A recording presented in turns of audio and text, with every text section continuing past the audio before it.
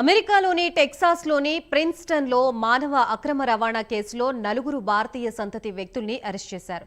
ప్రిన్స్టన్లోని choline కౌంటీలో బలవంతంగా పనులు చేయిస్తున్నారనే ఆరోపణలపై ప్రిన్స్టన్ పోలీసులు చందన్ దాసిరెడ్డి, సంతోష్ కట్కూరి, ద్వారకాగుండ, అనిల్ మాలేలను అరెస్ట్ చేసినట్లుగా ఫాక్స్లో 4 న్యూస్ నివేదించింది.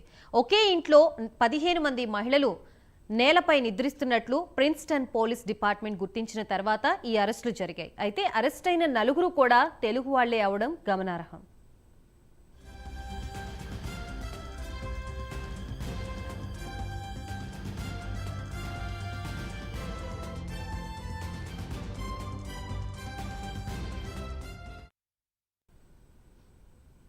అంతేకాదు మానవ అక్రమ రవాణాతో పాటు పలువురిని నిర్బంధించి తమ కంపెనీల్లో వెట్టి చాకరీ చేయిస్తున్నందుకు వీరిని పోలీసులు అదుపులోకి తీసుకున్నారు.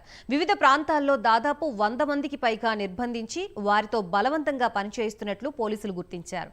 టెక్సాస్ రాష్ట్రం గిన్స్బర్గ్ లేన్లోని వెయోవా బ్లాక్లో ఓ ఇంట్లో అనుమానాస్పద కార్యకలాపాలు జరుగుతున్నాయని ప్రిన్స్టన్ పోలీసులకు సమాచారం వచ్చింది.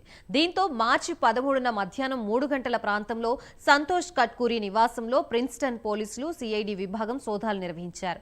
15 మంది యువతుల్ని ఆ ఇంట్లో గుర్తించారు. వారితో కట్కూరి ఇతర షెల్ కంపెనీల్లో సంతోష్ భార్య ద్వారకాగుండా బలవంతంగా పనిచేయిస్తున్నట్లు నిర్ధారించారు. వారి నుంచి సెల్ ఫోన్లు, ల్యాప్టాప్లు, ప్రింటర్లు, ఇతర కీలక పత్రాల్ని స్వాధీనం చేసుకున్నారు.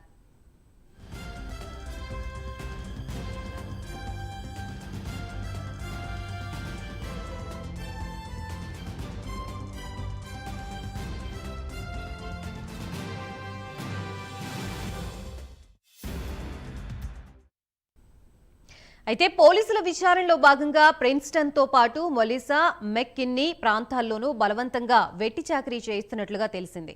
విచారణలో నిందితులు అక్రమంగా కంపెనీల్ని నెలకొల్పి కార్యకలాపాలు కొనసాగిస్తున్నట్లుగా తేల్చారు.